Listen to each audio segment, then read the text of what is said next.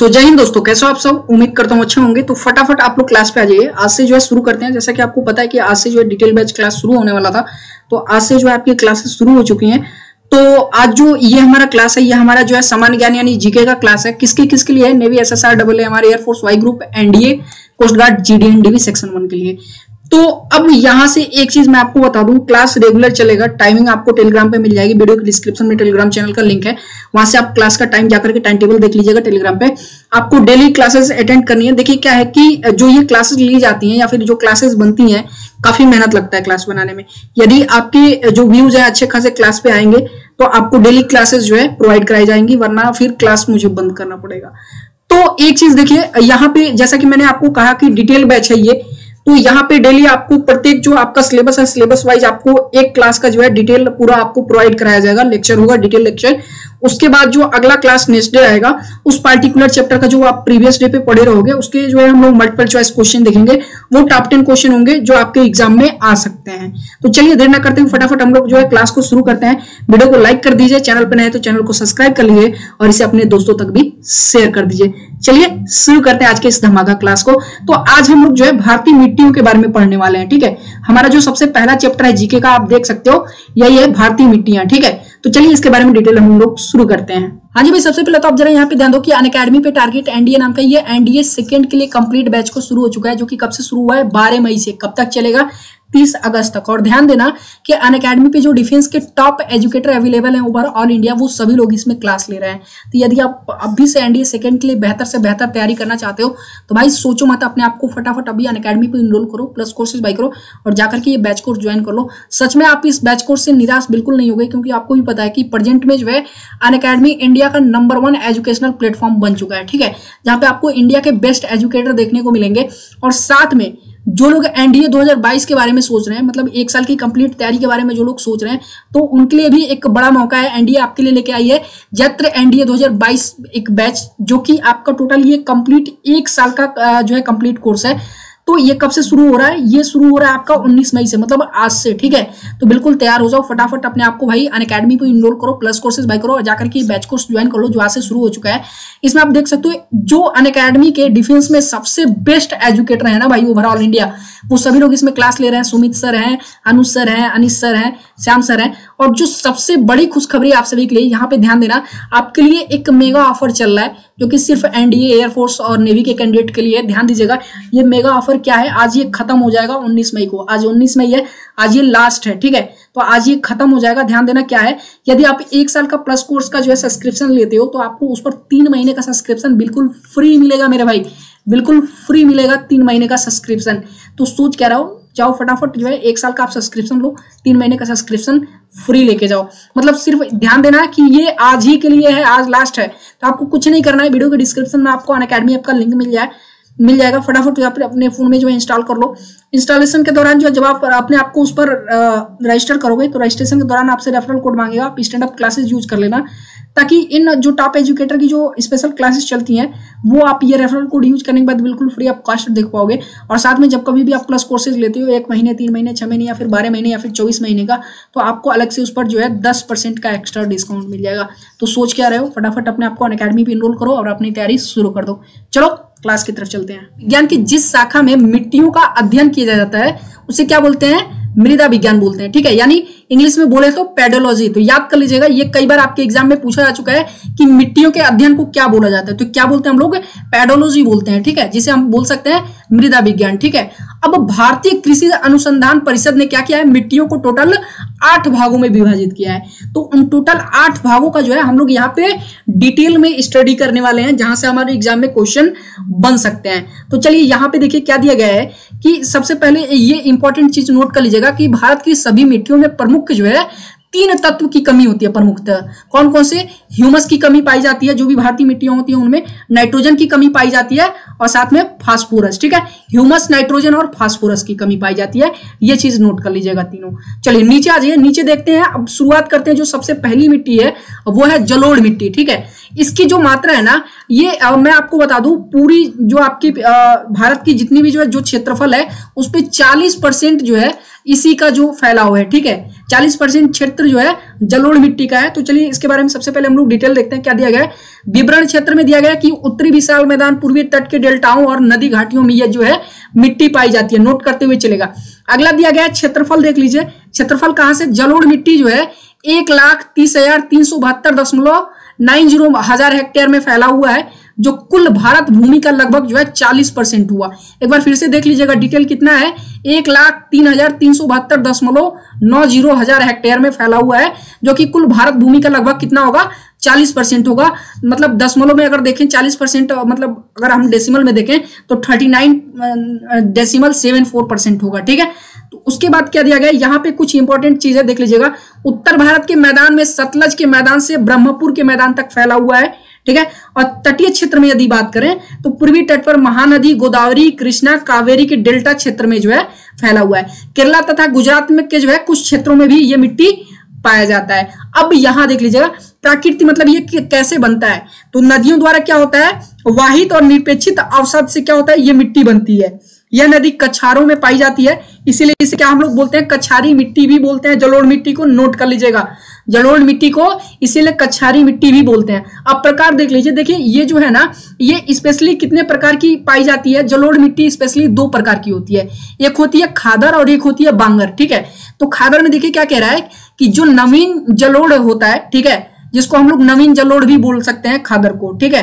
तो ये क्या होता है, ये नवीन जलोढ़ जो मिट्टी बनती है, नवीन मिट्टी होती है ये, ठीक है। और जो ये बांगर होती है ये प्राचीन होती है। ध्यान दीजिएगा, जो खादर होता है जलोढ़ मिट्टी का, ये नवीन होता है और ये प्राचीन होता है। तो क्या कह रहा है, नदी के पास में बाढ़ वाली जो क्षेत्र होती है, ठीक है, बाढ़ क्षेत्र में पाई जाती है। जैसे क्या होता है, जैसे मान लीजिए ये नदी बह रही है, तो यहाँ जो आसपास की जमीनें होंगी, ठीक है, तो बाढ़ के टाइम पे क्या होता है कि पानी ऊपर तक जाता है, ठीक है, क्या होता है, पानी ऊपर तक जाता है और जो नदी है वो अंदर से बालू ले जाती है ऊपर। तो आप देखते होंगे जब बाढ़ जो है खत्म हो जाती है, जैसे पानी जब वापस जो है नदी में चला जाता है बाढ़ का, तो वहां पे कुछ मिट्टी जमी हुई होती है, तो वही आपका क्या होता है, नवीन जलोढ़ होता है, ठीक है।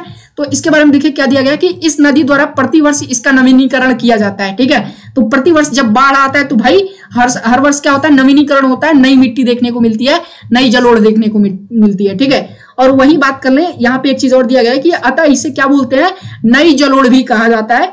ये सबसे अधिक उपजाऊ होती है किसके जो है मामले में, ये जो बांगर है उसके मामले में, ठीक है। प्राचीन जलोढ़ मिट्टी के अपेक्षा जो है क्या होता है, ये ज्यादा उपजाऊ होता है नवीन जलोढ़। तो अब प्राचीन जलोढ़ के बारे में देख लीजिए क्या दिया गया है कि नदी से दूर वाले क्षेत्र में पाई जाती है। ये हर वर्ष नदी द्वारा नवीकृत नहीं हो पाती है, जिसके कारण क्या होता है, इसे पुराना जलोढ़ कहा जाता है। ये देखिए क्या होता है ना, जैसे मान लीजिए ये नदी बहती है, तो नदी के मैंने आपको बता दिया कि जो नदी का जो नजदीकी क्षेत्र होता है, तो वो बाढ़ के कारण क्या होता है, हर साल वहां पे जो मिट्टी होती है उसकी नवीनीकरण होती रहती है। लेकिन मान लीजिए थोड़ा ज्यादा दूर पे जो आपका जो क्षेत्र है, ठीक है, नदी से ये कुछ ज्यादा ही दूर पे जो क्षेत्र आपका अवेलेबल है, तो वहां तक क्या होता है, बाढ़ का पानी नहीं पहुंच पाता है, जिसके कारण क्या होता है कि इस वाली मिट्टी का, इस क्षेत्र में जो मिट्टी है, इसका नवीनीकरण नहीं हो पाता है। तो उसी को हम लोग क्या बोलते हैं, प्राचीन जलोढ़, ठीक है। तो इसका क्या होता है, प्रतिवर्ष जो है इसका क्या नहीं हो पाता है, नवीनीकरण नहीं हो पाता है, जिसके कारण ये क्या होता है, इसे हम लोग पुराना जलोढ़ बोलते हैं। और ये जो है आपकी जो नवीन जलोढ़ है उसके अपेक्षाकृत क्या होती है, कम उपजाऊ होती है, ठीक है। ध्यान देते हुए चलेगा। अब आ जाइए ये गठन कैसे होता है इसका, ठीक है। इसका गठन कैसे होता है, तो बलुई दोमट से चिकनी मिट्टी, ठीक है, बलुई दोमट से चिकनी मिट्टी बनती है। पश्चिम में अधिक बलुई है, ठीक है, पश्चिम में यदि आप देखोगे तो अधिक बलुई पाई जाती है। देखिए आप जब मिट्टी हाथ में उठाओगे, आप उठा के जलोढ़ मिट्टी देखना, जो ज्यादा बलुई होती है, ठीक है, मतलब बालू की मात्रा जिसमें ज्यादा होती है वो पश्चिम के क्षेत्रों में पाई जाती है। जबकि क्या होता है कि गंगा के मैदान और ब्रह्मपुत्रा घाटी में अपेक्षाकृत मृणमयी होता है। मृणमयी मतलब अब देखिए मैं आपको समझाता हूँ, क्ले मतलब आप देखे होंगे कि वो आपका जो है एक तरह से बलुई मिट्टी ही होती है, लेकिन क्ले के फॉर्म में होता है। क्ले मतलब क्या होता है, जैसे कीचड़ के रूप में, हल्का जब आप उसको टच करोगे ना तो ऐसा एहसास होगा कि हल्का कीचड़ महसूस होगा उसमें, उस मिट्टी में, तो उसी को हम बोलते हैं क्ले, ठीक है। तो जो आपका ये अधिक बलुई जो होता है ये कहाँ पाया जाता है, ये पश्चिमी क्षेत्र में पाया जाता है। जबकि जो गंगा के मैदान है या फिर ब्रह्मपुत्रा की जो घाटी है उसके अपेक्षाकृत क्या होती है, ये मृणमयी क्ले अधिक होता है उसमें, ठीक है। चलिए नीचे आ जाइए, अब इसकी रासायनिक संरचना देख लेते हैं, ठीक है। तो इसमें क्या होता है, इसमें पोटास और चूने की जो है मात्रा अधिक होती है, याद रखिएगा, जलोढ़ मिट्टी में हमेशा एग्जाम में पूछा जाता है, कई बार पूछा जाता है कि फास्फोरस किसमें कम होता है, नाइट्रोजन किसमें कम होता है, इस तरह पूछ लिया जाता है। तो कह रहा है कि इसमें जो पोटास और चूने की मात्रा है, चूना मतलब कैल्शियम भाई मेरे, ठीक है, तो रासायनिक संरचना इसकी ऐसे है, ठीक है, जलोढ़ मिट्टी की, कि इसमें पोटास और चूने की जो मात्रा है वो अधिक होती है, और नाइट्रोजन, फास्फोरस और ह्यूमस की क्या होती है, कमी होती है। और मैंने आपको पहले ही बता दिया कि भारत की अधिकतम जितनी भी मिट्टियां हैं उनमें ये 3 चीजों की जो है कमी पाई जाती है, ठीक है। अब एक चीज और नीचे आ जाइए, अब इनका रंग कैसा होता है, हल्का धूसर होता है या फिर राख धूसर। आपने राख देखा होगा, राख का जो कलर होता है ना, जब देखिए जो आप बलुई मिट्टी जो देखोगे, जो हल्का जिसमें बालू मौजूद होगा, ठीक है, वो आपको हल्के धूसर दिखेंगे। और जब आप क्ले उठाओगे ना, क्ले काफी लोग को पता होगा भाई, क्ले मतलब मैं हिंदी नहीं कह पा रहा हूं लेकिन आप समझो, ठीक है, जब आप क्ले लोगे, आप क्ले देखे होगे, जो लोग नदी के किनारे रहते हैं उनको पता होगा, तो वो राख के कलर का होता है, ठीक है, राख धूसर होता है, हल्का सा राख के कलर का होगा वो। चलिए, तो यहां तक जलोढ़ मिट्टी से संबंधित यदि अभी तक कोई भी आपको प्रॉब्लम होगी तो आप कमेंट कर दीजिएगा, आगे इसके बारे में आपको फिर से जो है एक बार एक्सप्लेन कर दूंगा टेलीग्राम पे। और एक चीज दोस्तों मैं आपको बता दूं, यदि आपको इस क्लास का, इस लेक्चर का पीडीएफ चाहिए, ठीक है भाई, बहुत ही मेहनत से बना है, पीडीएफ ले लो, नोट बनाते रहो, तैयारी करते रहो। और मुझे लग रहा है, ध्यान से सुनना, कि मुझे लग रहा है कि डिफेंस में, जीके में इतना डिटेल में कोई शायद ही आपको पढ़ाएगा, ठीक है। तो काली मिट्टी देखिए, काली मिट्टी क्या कह रहा है कि काली मिट्टी का क्षेत्र सबसे पहले देखते हैं क्या कह रहा है। दक्कन का पठार, जिसमें महाराष्ट्र का विदर्भ, दक्षिण पूर्वी गुजरात, दक्षिण पूर्वी राजस्थान, पश्चिमी मध्य प्रदेश के मालवा का पठार, उत्तरी कर्नाटक, उत्तरी आंध्र प्रदेश और उत्तरी पश्चिम तमिलनाडु आते हैं, ठीक है। ये देखिए, जो मैंने ये एरिया बताया भाई, एरिया याद कर लेना, एग्जाम में आता है कि कहां पे जो है किस मिट्टी की मात्रा अधिक पाई जाती है। खास के काली मिट्टी तो हमेशा पूछा जाता है। तो काली मिट्टी का सबसे अधिक क्षेत्र महाराष्ट्र राज्य में पड़ता है, ठीक है। तो काली मिट्टी सबसे अधिक किस क्षेत्र में पाई जाती है, किस राज्य में, महाराष्ट्र में। और एक चीज मैं आपको बता दूं कि ये जो आपका इंडियन सॉइल वाला जो चैप्टर है दोस्तों, यहां से 1 से 2 क्वेश्चन तो आपके एग्जाम में डेफिनेटली हर बार फिक्स है। हर मतलब जितने भी शिफ्ट होते हैं भाई, हर शिफ्ट में 1 क्वेश्चन तो एकदम फिक्स होता है कि आना ही आना है, तो ध्यान दीजिएगा, ठीक है। उसके बाद क्षेत्रफल देख लेते हैं भाई काली मिट्टी का। तो काली मिट्टी का क्षेत्रफल टोटल कितना है, ये पूरा क्षेत्रफल, मैं पूरे भारत के क्षेत्रफल का मैं बात कर रहा हूँ, 28% जो है कवर करता है। तो पूरे भारत का जो क्षेत्रफल है उसका 28% कवर करता है काली मिट्टी। और इसको प्राकृत क्या है, चिकनी होती है ये प्राकृत में नेचुरल, यदि नेचर में इसको देखें, टच करके अगर इसको देखें तो चिकनी होती है और साथ में चिपचिपी भी होती है, ठीक है। नीचे आ जाइए, इसका गठन कैसे होता है भाई साहब। तो इसका गठन कैसे होता है, काली मिट्टी ज्वालामुखी के लावा या बेसाल्ट के टूटने फूटने से क्या होता है, बनता है। तो अब देखिए, जो ज्वालामुखी का जो लावा होता है ना, जो बहता है निकल के ज्वालामुखी में के, या फिर जो बेसाल्ट होता है, उसके टूटने फूटने से जब वो ठंडा होता है ना, तो उसी से वो बनता है काला मिट्टी, ठीक है। तो इसमें क्ले की मात्रा क्या होती है, अधिक होती है, क्ले ऊपर जो मैंने आपको बताया, ठीक है। इसीलिए इसकी जल धारण क्षमता अधिक होती है, इसमें ये अधिक से अधिक जल धारण कर सकता है, ठीक है। इसलिए इसमें क्या होता है, इसलिए वर्षा आधारित फसलों के लिए ये जो है उपयुक्त है। मतलब उपयुक्त है मतलब जैसे मान लीजिए कि जो कोई ऐसा फसल है जो बारिश में ही होता हो, ठीक है, तो ऐसे फसलों के लिए ये मिट्टी उपयुक्त इसलिए है कि मान लीजिए वो क्या कर सकती है, वो जल धारण करके रख सकती है लंबे समय तक, समझ रहे, मतलब मॉइस्चराइजर समझते हैं, मॉइस्चराइजेशन उसमें ज्यादा होता है, ठीक है।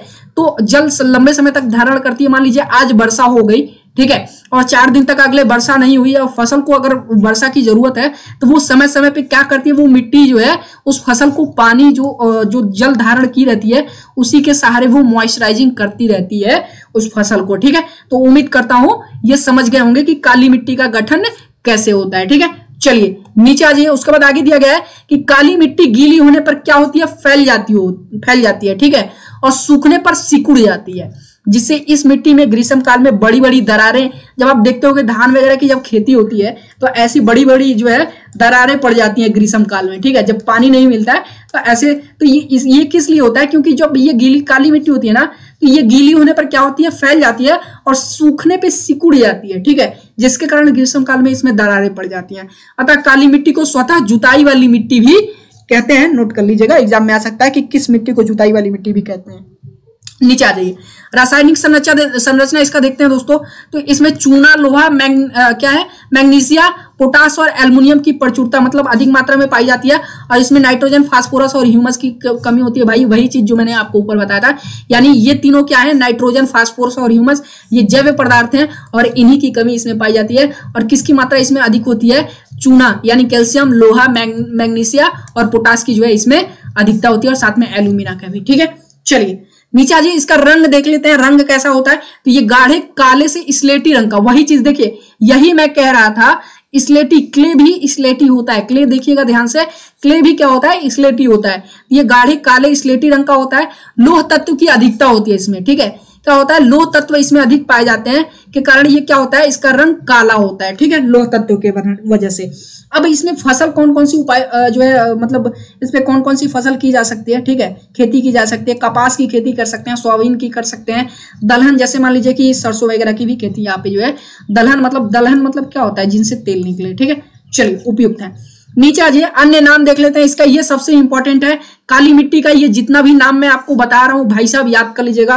पहला रेगुड़, दूसरा कन्हार, तीसरा कपासी मृदा भी बोलते हैं, और चौथा लावा मृदा भी बोलते हैं, क्योंकि ये लावा से फॉर्म होती है। ठीक है, इसका फॉर्मेशन लावा से होता है, ज्वालामुखी के लावा से। चलिए नीचे आ जाइए, अब यहाँ पे कुछ फैक्ट हैं काली मिट्टी के बारे में, नोट कर लीजिएगा। काली मृदा लावा चट्टानों के टूटने से जो है बनी मृदा है। मैंने आपको बताया लावा चट्टान जब टूटते हैं तभी ये बनती है, ऊपर मैंने आपको पढ़ाया। अब दक्कन पठार तथा मालवा पठार की प्रमुख मिट्टी है ये काली मिट्टी। ठीक है, और सबसे अधिक ये कहाँ पे पाई जाती है, महाराष्ट्र में। नोट कर लीजिएगा भाई साहब, ऊपर ही मैंने आपको बताया कि सबसे अधिक ये पाई जाती है महाराष्ट्र में। ठीक है, चलिए नीचे आ जाइए, लाल एवं पीली मिट्टी की बात कर लेते हैं। तो लाल और पीली मिट्टी का वितरण क्षेत्र देख लीजिए कहां कहां तक फैला हुआ है। अरावली क्षेत्र में, तमिलनाडु, कर्नाटका, आंध्र प्रदेश, ओडिशा, छत्तीसगढ़, महानदी के मैदान तक। ठीक है, चलिए नीचे आ जाइए भाई, दिया गया निर्माण इसका देख लीजिए, निर्माण कैसे होता है। ये ग्रेनाइट और नीस के विखंडन से बनती है। जब ग्रेनाइट का विखंडन होता है या फिर नीस का, तो ये क्या होता है, लाल मिट्टी, जिसको आप पीली मिट्टी भी बोल सकते हैं। ठीक है, मतलब इसको बोला जाता है लाल मिट्टी, लेकिन अभी मैं बताऊंगा कि ये पीली मिट्टी क्यों बोला जाता है, अभी मैं आपको नीचे बताऊंगा। लेकिन इसका नाम क्या है, लाल मिट्टी या फिर पीली मिट्टी भी आप बोल सकते हैं। ठीक है, चलिए नीचे आ जाइए जरा, दिया गया है प्रकृति, इसकी अगर प्राकृतिक नेचर में देखें कि ये कैसा होता है, तो ये अम्लीय है। ठीक है, क्या है, अम्लीय है, मतलब समझ रहे हैं, एसिडिक है ये।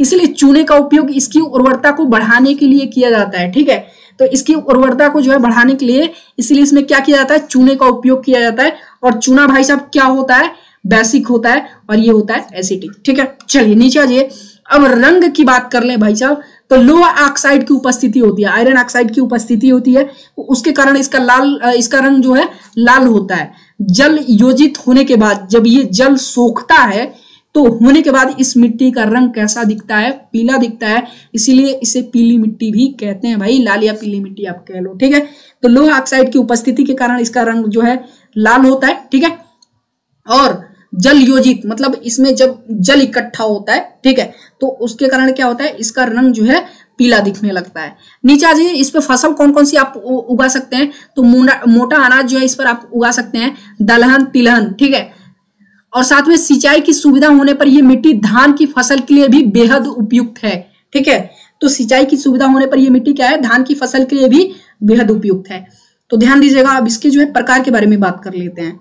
ये दो तरह की होती है। ठीक है, ध्यान दीजिएगा, जो आपकी लाल मिट्टी है ये दो तरह की होती है, एक महीन कण वाली होती है। ठीक है, होती है महीन कण वाली, और सामान्यतः जो कि उपजाऊ होती है, जो महीन कण वाली होती है ये जो है उपजाऊ होती है, और जो दूसरी होती है वो उच्च भूमियों में पाई जाती है, और वो मोटे कण वाली होती है, मतलब वो मोटे दाने वाली मिट्टी होती है। ठीक है, लाल पीली मिट्टी होती है, और ये कम उपजाऊ होती है, मतलब ये ना के बराबर होती है, ये उपजाऊ ना के बराबर होती है, समझ लीजिए उपजाऊ नहीं होती है। अच्छा एक चीज बताओ, मतलब इतने सारे केसेस बढ़ रहे हैं गांव में भी, आप देख सकते हो अब तो कोविड के केसेस बढ़ रहे हैं, तो क्या आपके वहां भी जो है कुछ कोविड के केसेस देखने को मिले हैं? आप सभी लोग कमेंट करके जरूर बताइएगा, क्योंकि हमारे वहां भी जो है 1 से 2 कोविड केसेस देखने को मिल गए हैं।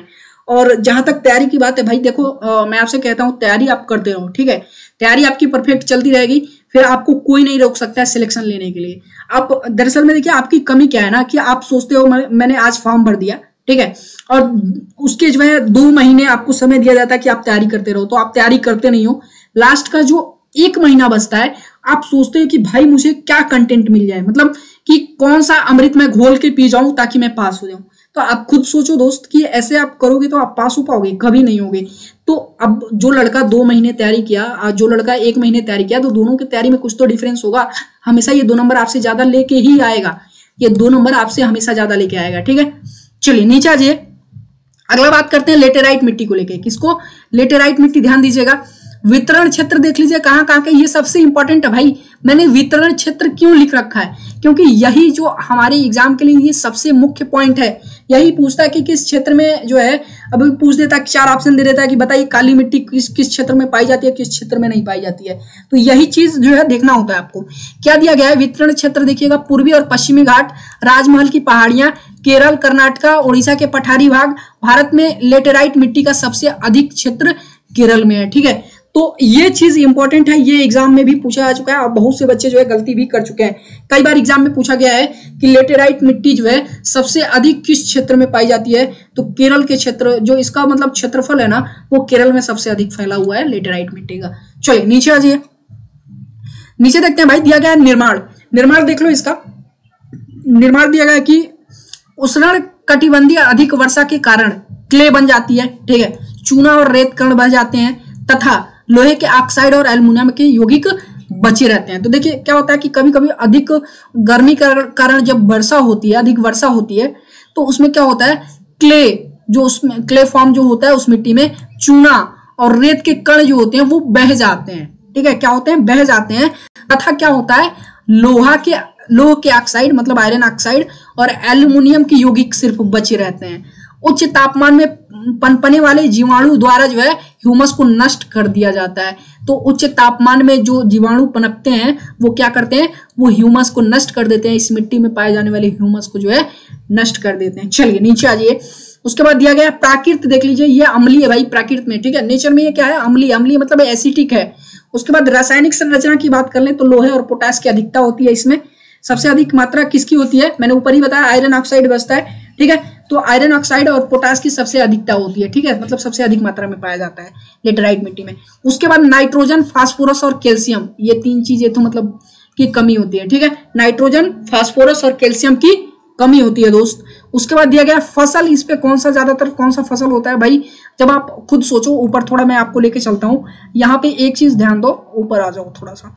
जब मैंने आपसे कहा कि भाई केरल के क्षेत्र में सबसे अधिक ये पाया जाता है, तो केरल के क्षेत्र में सबसे अधिक भाई खेती भी चाय की होती है। ठीक है, तो ये चाय के लिए सबसे क्या है, सुविधाजनक है। मतलब चाय की खेती इस पर जो है बहुत ही आसानी तरीके से होती है। उसके बाद नेक्स्ट बात करते हैं भाई शुष्क मिट्टी या फिर मरुस्थलीय मिट्टी के बारे में। ठीक है, तो शुष्क मिट्टी या फिर मरुस्थलीय मिट्टी क्या कहती है? वितरण क्षेत्र देख लो, राजस्थान, सौराष्ट्र, कच्छ और हरियाणा। गठन कैसे होता है? ये बलुई मिट्टी है। क्या होता है? ये बलुई मिट्टी होता है। थोड़ा मरुस्थलीय मिट्टी मतलब यार राजस्थान में आप जब आप मरुस्थल देखोगे तो उसमें उसकी मिट्टी कभी आप कभी राजस्थान गए होगे। ठीक है, तो जब आप मरुस्थल में घूमे होगे तो वहां की मिट्टी आप जरूर देखे होगे कैसी होती है, वो बलुई होती है, बालू के फॉर्म में होती है। ठीक है, चलिए नीचे आ जाइए। नीचे दिया गया इसकी रासायनिक संरचना देख लेते हैं दोस्त मेरे। तो रासायनिक संरचना क्या है? इसमें लोहा और फास्फोरस की अधिकता होती है। ठीक है, नाइट्रोजन और ह्यूमस की कमी होती है। साथ में फसल देख लो, इस पे आप ज्वार मतलब ज्वार उगा सकते हो, बाजरा आदि और मोटे अनाज भी इस पर जो है उगते हैं। ठीक है, नीचे आ जाओ। अब बात करते हैं लवणीय मिट्टी या फिर आप क्षारीय। लवण मतलब क्या होता है भाई? बेसिक, आप क्षार बोल सकते हैं, बेसिक। ठीक है, तो ये अभी बनता भी उसी से है, साल्ट से बनता है। अभी देखो मैं बताऊंगा कैसे बनता है, इसीलिए इसका नाम जो है क्षारीय मृदा पड़ी है। तो वितरण क्षेत्र देख लो, तटीय क्षेत्र में पाया जाता है। तटीय क्षेत्र मतलब भाई जहाँ पे समुद्र वगैरह होंगे ऐसे ही क्षेत्र में पाया जाएगा। ठीक है, जहाँ समुद्री तट होगा या फिर वही चीज है, तटीय क्षेत्र एक ही चीज हुआ। अब गुजरात में पूर्वी तट और सुंदरवन में भी जो है पाया जाता है। नीचे आ जाओ, निर्माण देखते हैं भाई साहब। निर्माण क्या है? समुद्री तटीय इलाकों में उच्च ज्वार के समय समुद्र के खारे जल का भूमि पर फैला जाने ये मिट्टी बनी है। तो क्या होता है देखिए, ध्यान से सुनिएगा, निर्माण इसका कैसे होता है यही इंपॉर्टेंट है। तो समुद्री तटीय इलाकों में क्या होता है, उच्च ज्वार जब आता है तो उस समय समुद्र का जो खारा जल है ना वो भूमि में फैल जाता है और उसी से क्या होता है, निर्माण होता है इस मिट्टी का। तो एक बात बताओ, समुद्र का जल जो होता है भाई पहले से ही खारा होता है और नमक क्या होता है, खारा मतलब नमक हुआ उसमें, और नमक क्या है भाई, बेसिक है वरना। ठीक है, बेस है मतलब एसिटिक बेसिक। ठीक है, चलो, तो इसके कारण क्या होता है, ये इसको हम लोग क्षारीय मिट्टी बोलते हैं या फिर लवणीय मिट्टी बोल सकते हैं। ठीक है, नीचे आ जाओ। गठन कैसे होता है इसका, बलुई या फिर दोमट बोल सकते हो, नीचे आ जाओ, संरचना देख लो भाई, सोडियम पोटेशियम मैग्नीशियम के लौड़ अधिक, तो इसमें अधिकता होती है, ठीक है, किसकी किसकी, सोडियम की, पोटेशियम की और मैग्नीशियम लौड़ों की जो है इसमें क्या होती है, अधिकता होती है। नाइट्रोजन और चूने की बात कर लें तो नाइट्रोजन और चूना जो है बिल्कुल कम मात्रा में इसमें पाया जाता है, ना के बराबर होता है। और साथ में प्राकृत यदि कर लें तो प्राकृत मैंने आपको बताया क्षारीय होता है, ठीक है। और फसल इसमें आप बरसीम, धान, अमरूद, आंवला, ये आदि चीजें जो है इस पे उगा सकते हो। बाकी पिटमय देख लेते हैं, ये सबसे इंपॉर्टेंट है, पिटमय मिट्टी भी देख लो। वितरण क्षेत्र इसका अगर देख लें तो अल्मोड़ा, सुंदरवन डेल्टा, केरला और एलपी क्षेत्र में पाया जाता है, ठीक है, एलपी।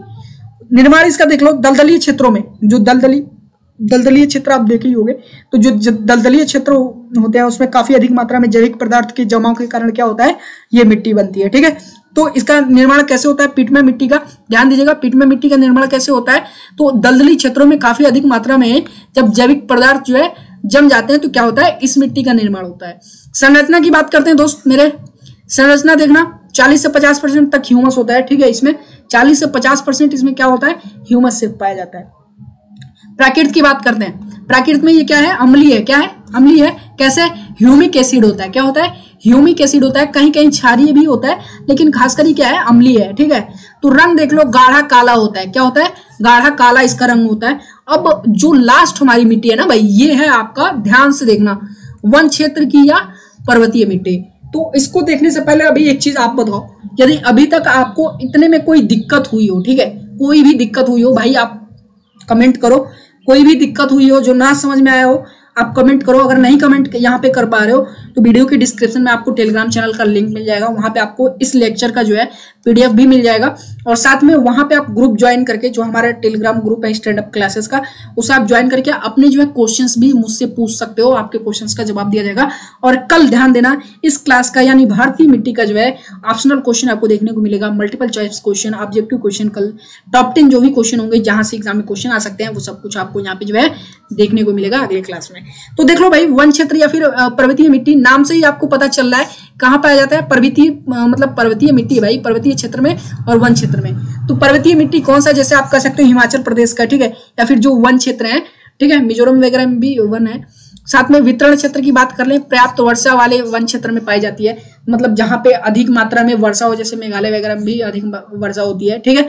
तो पर्याप्त वर्षा वाले जो वन क्षेत्र होते हैं, वन मतलब आप समझ ही गए हो, फॉरेस्ट, ठीक है, तो वहां पे ये पाई जाती है। इसका गठन कैसे होता है भाई, घाटियों की वन मिट्टी में जैव तत्व और ह्यूमस की अधिकता होती है। अब जो घाटियां होती हैं, उनके जो वन घाटियां या फिर जो मतलब जैसे मान लीजिए कि जो छोटी छोटी घाटियां हैं, उनके जो वन क्षेत्र हैं, उनकी जो मिट्टी है वन क्षेत्र की, उनमें जैव तत्व की जो है या फिर आप कह सकते हो ह्यूमस की अधिकता होती है, अधिक मात्रा में पाई जाती है। लेकिन जो पहाड़ी ढलान होते हैं, ठीक है, आप ढलान देखे होंगे, ऐसे जो पहाड़ी ढलान होते हैं, ठीक है, तो उसमें क्या होता है, उसमें ह्यूमस की कमी होती है।